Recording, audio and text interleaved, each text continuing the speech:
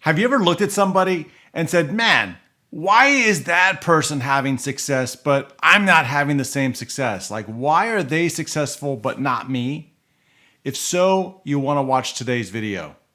Look, I'm Scott Todd, and I'm glad you're here. In today's video, we're going to explore that one topic. Like, when you look around and you look at somebody who's having success and you wonder, like, well, why not me?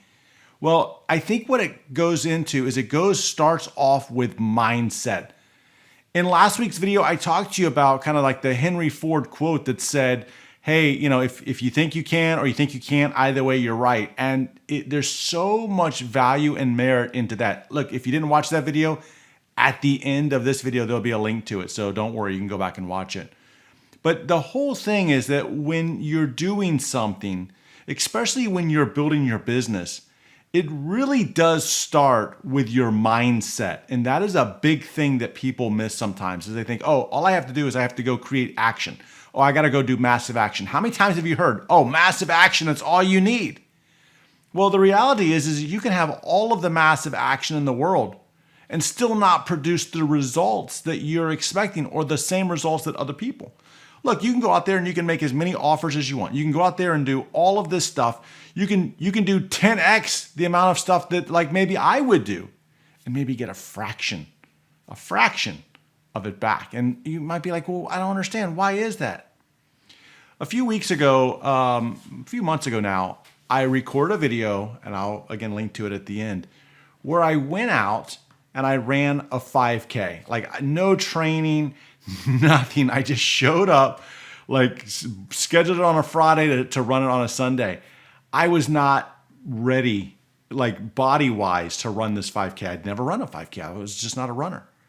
But I showed up there with the mindset that said, "Hey, listen, I'm going to go do this. I'm going to do it, and I'm going to do this thing in less than 30 minutes." And I did that. Like that's what I did. But I think that it doesn't start off with your actions. What it starts off with ultimately is it starts off with your mindset, your certainty. Do you believe that you can do it, or are you holding back? You see, if you think of this as like a math equation, for example, if you think of like your beliefs as being one of the numbers, and you think of action as the next number, and that equals your results.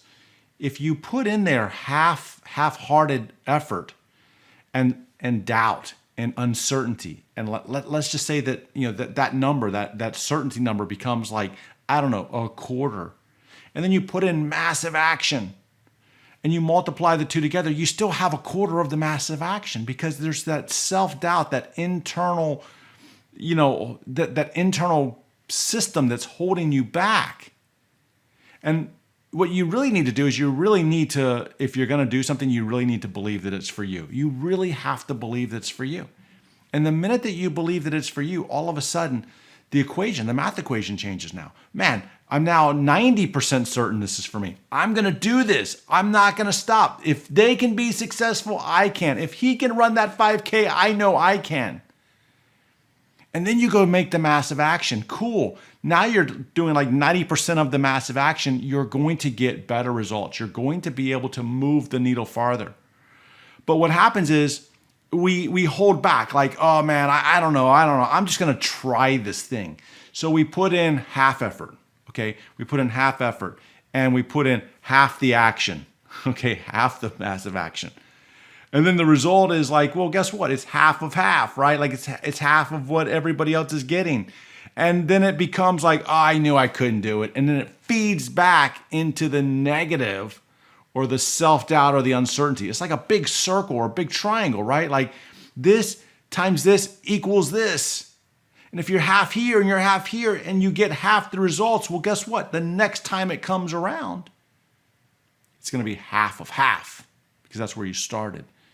And then what happens is it begins to spiral down. So really what you need to do is when you go to work on something, when you go to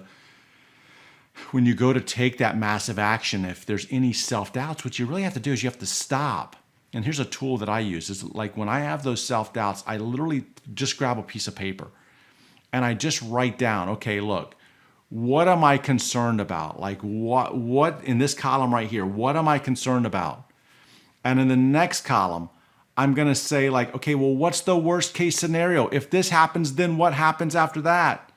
And then the last column says, what can I do to make sure that the worst case scenario doesn't happen? So let me give an example. Let's just say that you're mailing offers and you're like, man, I'm mailing these offers and I'm going to mail these offers, but I'm scared. I'm scared that I'm not going to get any back.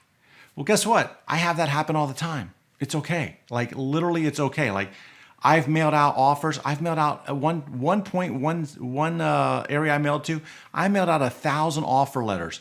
I got nothing back. My cost to do that was about $600.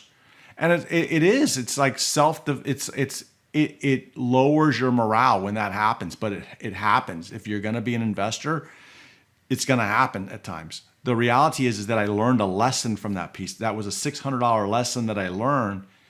And then I was able to take that lesson and I was able to do better next time. And then guess what? I did one deal. All it took for me is to do one deal. And that one deal paid for that mailing and the next few. So you see, that's what it is. It's like, if you get stuck or if you have a bad mailing or you have a bad whatever it is, it's okay. It's all recoverable. But as long as you don't stop. If you stop, well, then the loss is there and locked in forever.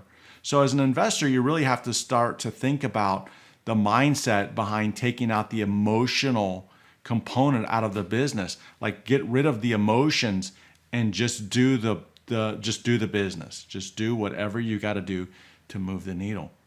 But it really all comes down at the start of it. It comes down to mindset. Do you feel certain that you can do it? That's really where it starts. And so that's the one thing that you really need to tackle is that mindset. Like, I'm going to do this. If that guy can do it, I can do it. Use me. If I can do it, you can do it. And I want to see you do it. So keep working on your business. Keep growing. And I know that you'll have the success that you want and that you dream of. Look, wherever you're watching this, please scroll down, leave a comment, let me know. Like, man, here's the thing is, you're right. I'm not in, or I'm all in. I'm having trouble with this massive action, whatever it is. Let me know your feedback. I look forward to reading that every single week. And if you haven't checked us out and you're an investor, go to investorninjas.com. Register for free. Join our community. I'm looking for people like you to join my real estate investing community. Do it. Take action. And I look forward to seeing you grow, build your passive income, and build your real estate empire. Thanks for watching. I'll see you next week.